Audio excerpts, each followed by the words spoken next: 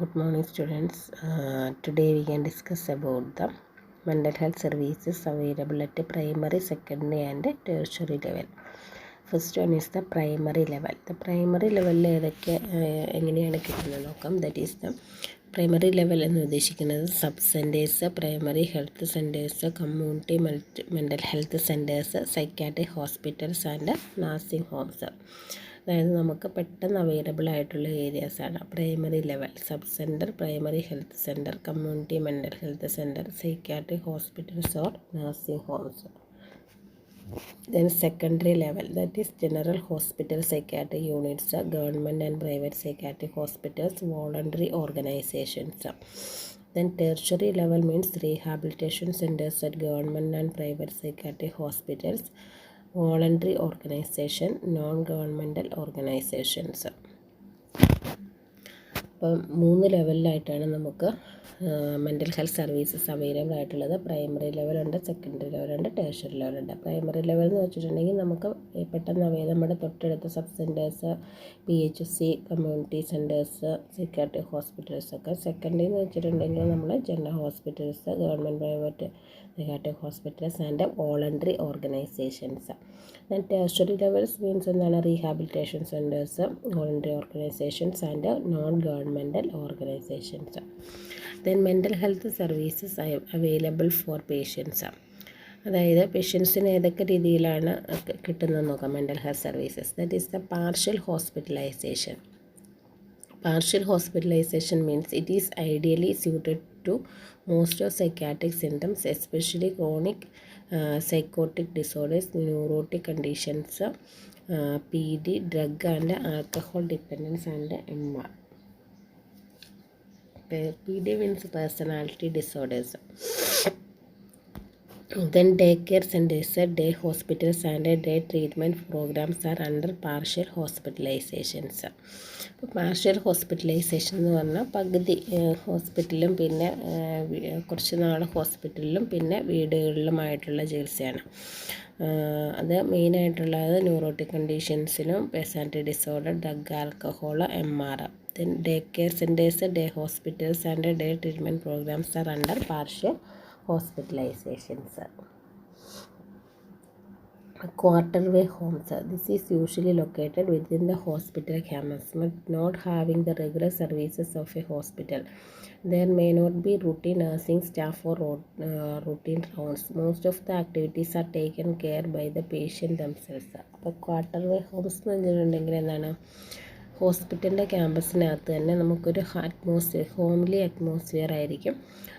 അവിടെ ഡോക്ടേഴ്സ് റെഗുലറായിട്ട് റൗണ്ട്സിനോ അല്ലെങ്കിൽ നഴ്സിംഗ് സ്റ്റാഫൊന്നും ഉണ്ടാവുന്നില്ല. എല്ലാ ആക്ടിവിറ്റീസും തന്നെ പേഷ്യൻസ് അങ്ങോട്ടും ഇങ്ങോട്ടും തന്നെയായിരിക്കും. Then halfway homes, it is a transitory residential center for mentally ill patients who no longer need the full services of hospital but are not yet ready for a completely independent living. It helps to develop and strengthen individual capacities. അപ്പോൾ halfway homes എന്ന് പറഞ്ഞിട്ടുണ്ടെങ്കിൽ ഇതൊരു residential centre, mentally ഇല്ലായിട്ടുള്ളവർക്ക് വേണ്ടിയിട്ടുള്ള residential സെൻറ്ററാണ്. അപ്പോൾ ചില പേഷ്യൻസിന് എന്താണ് no longer need the full service of a hospital. അവർക്ക് കുറേ നാളത്തേക്ക് ഹോസ്പിറ്റലൈസേഷൻ്റെ ആവശ്യം ഉണ്ടാവില്ല. പക്ഷേ ഹോസ്പിറ്റലിലെ ഒരു സപ്പോർട്ട് ഇല്ലാതെ അവർക്ക് കഴിയാനും പറ്റത്തില്ല. അതായത് കംപ്ലീറ്റ്ലി ഇൻഡിപെൻഡൻറ്റ് ലിവിങ് ആവത്തില്ല. അങ്ങനെയുള്ളവർക്ക് വേണ്ടിയിട്ടുള്ളതാണ് halfway homes. Then objectives of halfway homes, that is to ensure smooth transition from hospital to family, to integrate the individual into the mainstream of life.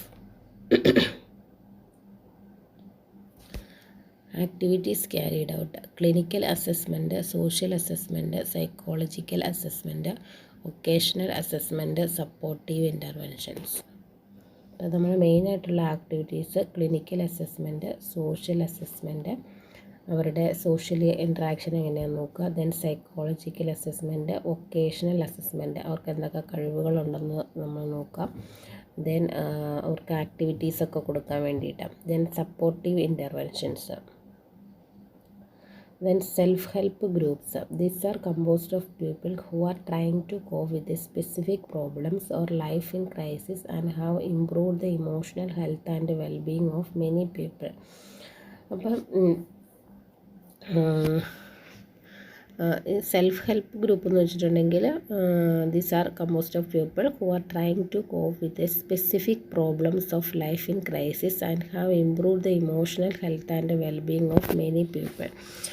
Members have homogeneity and they work together using their strength to gain control over their lives. They educate and support each other in solving the problem. ഇപ്പോൾ self help group എന്ന് പറഞ്ഞാൽ ഒരു same problems ഉള്ള കുറേ ആൾക്കാരുടെ ഒരു ഗ്രൂപ്പാണ്. അപ്പോൾ അവർ അങ്ങോട്ടും ഇങ്ങോട്ടും സപ്പോർട്ട് കൊടുക്കും. അപ്പോൾ എല്ലാവർക്കും സെയിം പ്രോബ്ലംസ് ഉള്ള ആൾക്കാരുടെ ഗ്രൂപ്പ് മെയിൻറ്റെയിൻ ചെയ്യുമ്പം എന്താണ്, they work together using their strengths to gain control over their lives. അവർക്ക് ജീവിക്കാനായിട്ടുള്ള സപ്പോർട്ട് അങ്ങോട്ടും ഇങ്ങോട്ടും അവർ സപ്പോർട്ട് കൊടുക്കും. അതാണ് സെൽഫ് ഹെൽപ്പ് ഗ്രൂപ്പ് എന്ന് പറയുന്നത്. അങ്ങനെ അവരുടെ പ്രോബ്ലംസൊക്കെ സോൾവ് ചെയ്യും. They make others feel that they are not alone in having a particular problems. അപ്പോൾ അവർ വിചാരിക്കും എനിക്ക് മാത്രമല്ല ഈ പ്രോബ്ലം ഉള്ളത്, വേറെ ആൾക്കും ഉണ്ട്. They emphasize cohesions as they have similar problems and symptoms. They have a strong emotional bond. അപ്പോൾ അവർക്ക് നല്ലൊരു കൂട്ടായ്മ ഉണ്ടായിരിക്കും. എന്താണ്, അത് സ്ട്രോങ് ഇമോഷണൽ ബോണ്ടായിരിക്കും. അതായത് അങ്ങോട്ടും ഇങ്ങോട്ടുള്ള ഒരു ഫുൾ സപ്പോർട്ട്. എൻ്റെ പോലത്തെ പ്രോബ്ലം മറ്റൊരാൾക്കും ഉണ്ടെന്ന് പറയുമ്പോൾ എങ്ങനെ സോൾവ് ചെയ്യാം, പല രീതിയിലുള്ള പ്രോബ്ലം സോൾവിങ് മെത്തേഡ്സിലൂടെ അവർ തന്നെ അങ്ങോട്ടും ഇങ്ങോട്ടും സോൾവ് ചെയ്യും. The strategies used by group leaders are promotion of dialogue, self-disclosure and encouragement among members. അതായത് മെയിനായിട്ട് അവരുടെ ഗ്രൂപ്പിനകത്ത് കുറച്ച് ലീഡേഴ്സ് ഉണ്ടാകും. അവരുടെ അവരുടെ പ്രോബ്ലം സോൾവ് ചെയ്യാനുള്ള കുറച്ച് കോൺവെർസേഷൻസും അതുപോലെ തന്നെ അവരവരുടെ സെൽഫ് ഡിസ്ക്ലോഷർ ആയിരിക്കും. ഓരോരുത്തരും അവരുടെ പ്രോബ്ലംസ് എല്ലാം പറയും. അപ്പം അത് മറ്റുള്ളവർക്ക് ഒരു പ്രചോദനം, അവർ കൂടുതൽ സപ്പോർട്ട് കൊടുക്കും മറ്റുള്ളവർക്ക്. Then concepts used are psycho education, self disclosure and mutual support. മെയിനായിട്ടും ഇത് സെൽഫ് ഗ്രൂപ്പിനകത്ത് എന്താണ്, സൈക്കോ എഡ്യൂക്കേഷൻസ് ആണ് കൊടുക്കുന്നത്. അതായത് ഹെൽത്ത് എഡ്യൂക്കേഷൻ, നമ്മൾ ഹെൽത്ത് എഡ്യൂക്കേഷൻ എന്ന് പറഞ്ഞാൽ സൈക്കാട്രിയിലാണ് സൈക്കോ എഡ്യൂക്കേഷൻ എന്ന് പറയുന്നത്. അതുപോലെ തന്നെ സെൽഫ് ഡിസ്ക്ലോഷർ, സ്വന്തമായിട്ടും ഇങ്ങനെ സ്വന്തമായിട്ട് നമ്മുടെ പ്രോബ്ലംസ് എല്ലാം ഡിസ്ക്ലോസ് ചെയ്ത് മറ്റുള്ളവരോട് പറഞ്ഞ് അതെങ്ങനെ പ്രോബ്ലം സോൾവ് ചെയ്യാം എന്നൊക്കെ പറയുന്നത്. ദെൻ മ്യൂച്വൽ സപ്പോർട്ട്, അങ്ങോട്ടും ഇങ്ങോട്ടുമുള്ള നല്ലൊരു സപ്പോർട്ട് കൊടുക്കുക. Next is the psychiatric rehabilitation. Rehabilitation is the process of enabling the individual to return to his highest possible level of functioning.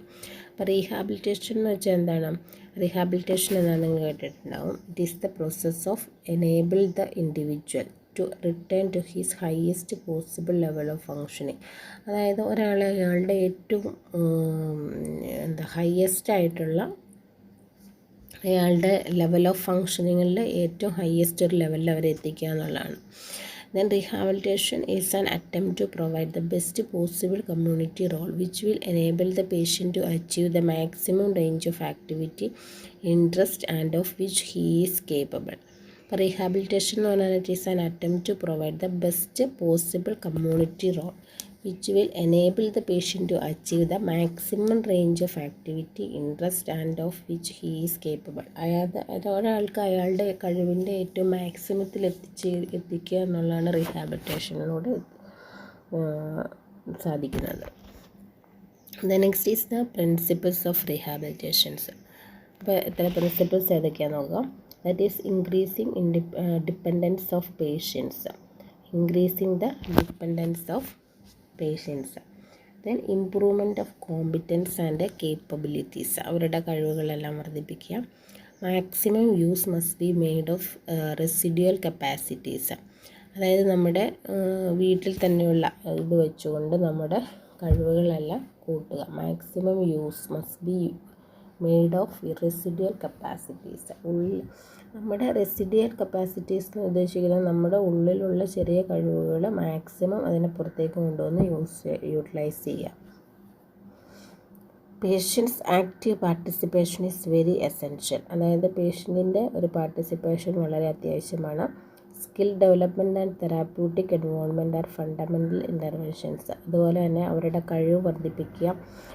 ഒരു നല്ല തെറാപ്യൂട്ടിക് എൻവോൾവ്മെൻ്റ് എന്ന് പറഞ്ഞാൽ എന്താണ്, നമ്മൾ പഠിച്ചിട്ടുണ്ട് അല്ലേ, തെറാപ്യൂട്ടിക് കമ്മ്യൂണിക്കേഷനിൽ പഠിച്ചിട്ടുണ്ട്. അപ്പോൾ നല്ലൊരു തെറാപ്യൂട്ടിക് നല്ല ഒരു അറ്റ്മോസ്ഫിയർ അവർക്ക് കൊടുക്കുക. അവർക്ക് അവരുടെ കഴിവുകളെല്ലാം മാക്സിമം ഒരു ലെവലിലേക്ക്, അവരുടെ ഉള്ളിലുള്ള ചെറിയ കഴിവുകൾ എന്തൊക്കെ അവർക്ക് ചെയ്യാൻ പറ്റും എന്നുള്ള, അല്ലെങ്കിൽ ചെറിയ ചെറിയ തൊഴിലുകൾ അവർക്ക് തന്നെ ഇൻഡിപെൻഡൻ്റായിട്ട് താമസിക്കാനുള്ള ജീവിക്കാനുള്ള ഒരു കഴിവിലേക്ക് അവരെ കൊണ്ടുവരിക, അതാണ് ഉദ്ദേശിക്കുന്നത്. Skill development and therapeutic involvement are fundamental interventions. These are the principles of rehabilitation: increasing dependence of patients, improvement of competence and capabilities, maximum use must be made of residual capacities, patients' active participation is very essential, skill development and therapeutic environmental fundamental interventions. Next is the areas of work in psychiatric rehabilitations. എവിടെയൊക്കെയാണെന്ന് നോക്കാം. That is the psychiatric symptoms management. Then social area includes relationship, family, boundaries, communications and community integrations. Then vocational and educational area including coping skills and motivation. Basic living skills, financial area or budgeting, community and legal resources, health and medical to maintain consistency of care, housing to provide safe environment. ഇത്രയാണ് areas of work in psychiatric rehabilitations. Psychiatric symptoms management, social areas include relationship, family, boundaries, communications and community integrations. Vocational and educational area including coping skills and motivation. Basic living skills, financial area or budgeting, community and legal resources, health and medical to maintain consistency of care, housing to provide safe environment. What are the characteristics? That is, services are provided in maximum normalized environment as possible. മെയിനായിട്ട് നമ്മൾ നോർമലായിട്ടുള്ളൊരു എൻവയോൺമെൻറ്റിൽ കൊടുക്കാൻ ശ്രദ്ധിക്കുക. Services provided in maximum normalised environment. Emphasises on the here and now rather than problems of past. അതായത് നമ്മൾ പഴയൊരു കാലഘട്ടത്തിലേക്ക് പോവാതെ ഇപ്പോൾ നമ്മൾ എന്തായിരിക്കുന്ന ഒരവസ്ഥ അതിൽ നമ്മൾ ഇരിക്കാനായിട്ട് അവർ ശ്രമിക്കുക. Work in central to rehabilitation process. Then work is central to rehabilitation process. Then psychiatric rehabilitation services are collaborative, person directed and individualized. Psychiatric rehabilitation മെയിനായിട്ടും കൊളാബറേറ്റ് ആയിരിക്കണം. അതുപോലെ തന്നെ ആക്റ്റീവാണ്, പേഴ്സൺ ഡയറക്റ്റഡ്, ഒരാൾക്ക് വേണ്ടിയിട്ട് ഓരോരുത്തരുടെയും കഴിവിനനുസരിച്ച് അതനുസരിച്ചുള്ള റീഹാബിലിറ്റേഷൻസ് ആണ് കൊടുക്കുന്നത്. ആൻഡ് ഇൻഡിവിജ്വലൈസ്ഡ് ആണ്, ഓരോരുത്തരുടെയും എല്ലാവർക്കും ഒരുപോലെയല്ല, ഓരോരുത്തരുടെയും കഴിവിനനുസരിച്ചുള്ളത്. Then emphasis is on social rather than medical model. All people have underused skills and they can be equipped with the skills. Emphasis on client strength rather than on pathologies. People have the right and responsibility for self-determination. Care is provided in an intimate environment without professional authoritative shields and barriers. It is oriented toward empowerment, recovery and competency.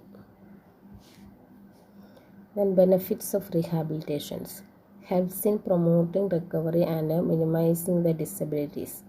Helps in full community integrations and improved quality of life for persons with any serious mental health condition.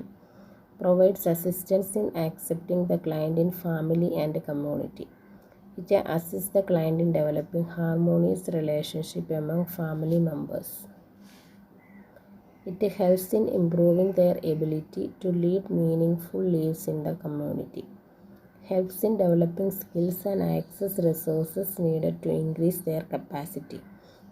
It helps in satisfying mentally ill client in the living, working, learning and social environments of their choice. It provides assistance in vocational training and supervision. Then rehabilitation team. It is the psychiatrist, clinical psychologist, psychiatric social worker, mental health nurse, occupational therapist, recreational therapist, counselor, other supportive staff. Then steps in psychiatric rehabilitations, that is reductions of impairments, then remediations of disabilities through the skill training, remediating disabilities through supportive interventions, remediations of handicaps. Domains of psychiatric rehabilitation services, that is the skill training, peer support, vocational training, consumer community resource development.